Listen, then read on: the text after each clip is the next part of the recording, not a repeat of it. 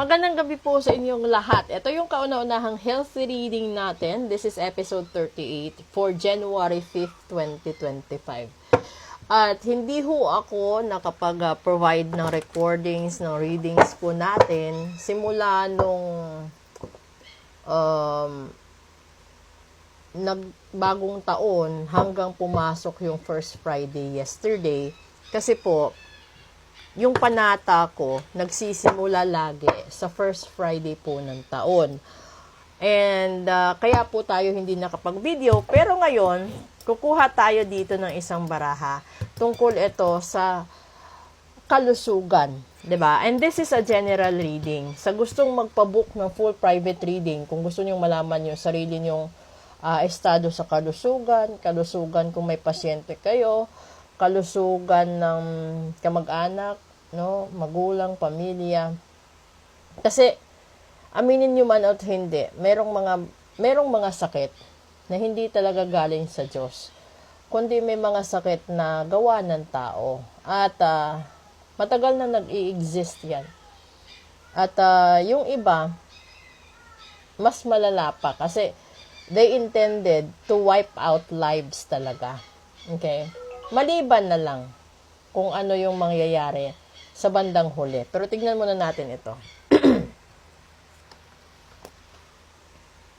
O, di ba? Three of Swords. So, ibig sabihin, yung estado ng kalusugan mo ngayon is malala, sobrang sakit, sobra kang namimilipit sa sakit, at para kang tinutusok.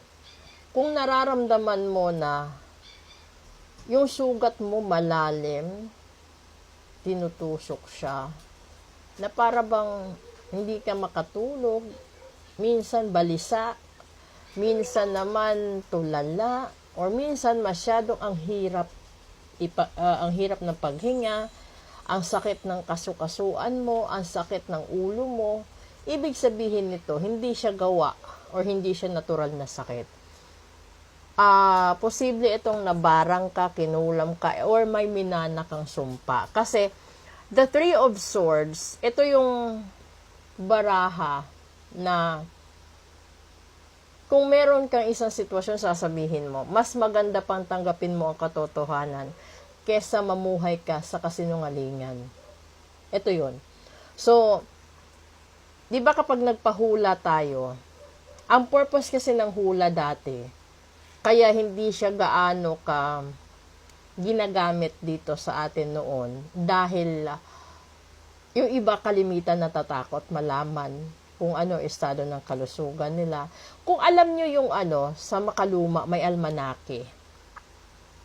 Yung manghuhula katulad namin, or katulad ko, para siyang almanake, na malalaman mo ilang taon ka mabubuhay, ano yung dahilan ng ikakamatay mo, kung paano mo ito iwasan.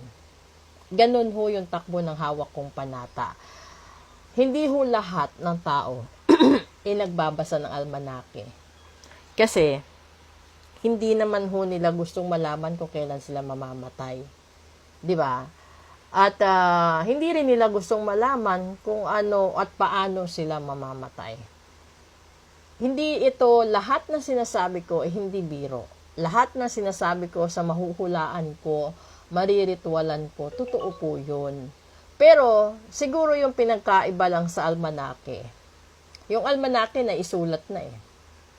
Pero yung hula ko, sa bawat tao, magkaiba. Siyempre, magkaiba kayo ng birthday, ng oras na ipinanganak, magkaiba lahat ng petsa. Magkaiba din yung level ng vibrations ninyo. Depende kasi sa minana ninyo, sa magulang ninyo.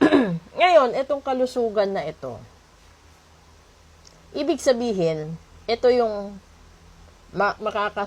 masasaktan ka, magkakaroon ka ng suffering, magkakaroon ka ng heartbreak, magkakaroon ka ng grief. So, alam niyo naman siguro kung saan yung grief, di ba? Ibig sabihin, may mawawala. At yung Three of Swords, ibig sabihin, may mawawala sa loob ng 3 araw. So, ito na yon. Yung iba, mawawala sila sa pamamagitan ng himpapawid. Yung iba, mawawala dahil sa matalim na bagay. Yung iba naman, mawawala dahil talaga sa matinding tama ng barang kulam at sumpa. At alam nyo po ba na yung puso, di ba, kapag meron kang kagalit, etong puso na to,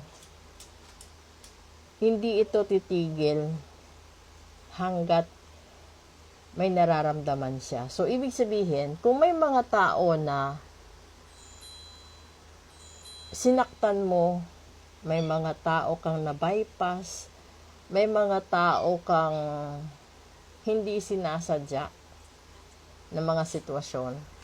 Dahil lagi natin sinasabi, yung pagkakamali natin is nagmahal tayo sa hindi tamang panahon at sa hindi tamang tao. Pero, yung nakalimutan ng lahat ng tao doon, nagmahal ka, may Diyos pa din ang mundo. So, kung minahal ka ng taong yan, or nagmahalan kayo, na may pahintulot ng Diyos, maganda ang bunga nun. Magiging masaya kayo, matiwasay ang pamumuhay nyo, masaya ang buong pamilya. Pero kung yung pagsasama ninyo ay puro pasakit, puro problema, puro away, yung para bang magkabilaan yung sakit, magkabilaan yung emergency, magkabilaan lahat-lahat, ibig sabihin nun, may mga taong gumagawa dahil kalaban nila or ayaw nila sa pagsasama ninyo. Ang pinakamagandang halimbawa nito is yung mga makalumang estilo ng mga magulang na itinatakwil ang anak kapag nagmahal sila ng iba dahil ayaw nila sa minamahal ng anak nila, 'di ba? Alam mo yung mga taong sinasabi natin dati na mata pobre. May mga taong nakikipagplastikan. Ito sila yung mga tao na palihim ka, nasasaktan, susugatan, at isusumpa. Dati kasi, mas malakas yung sumpa kaysa barang eh. Mahilig yung mga tao, isusumpa ka hanggang kamatayan. So, ibig sabihin, hindi ka magiging masaya kapag ganyan yung nangyayari. Lalo pa kapag minanaw mo yung sumpa ng lola mo, lolo mo, magulang mo, hanggang sa'yo na apo at apo sa tuhod, or minsan apo na sa talampakan. Naghihirap ng hindi naman dapat nilang maranasan kasi yung sumpa na yun galing lang sa iisang tao or dalawang taong nagmamahalan, dalawang taong nakikipaglaban. Pero dito sa kalusugan na ito, this is a healthy reading, sinasabi. Posible din na mamamatay ka sa heart attack, mamamatay sa operasyon sa puso, or yung iba dito, magpapatiwakal talaga.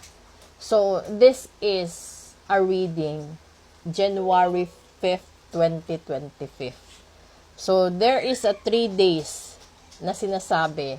So, ibig sabihin, mangyayari ito sa loob ng 3 araw. So, kung napapanood ninyo yung video ko kanina, or kahapon ba yata yun, sinabi ko January 8 to 13. So, tumama siya dito.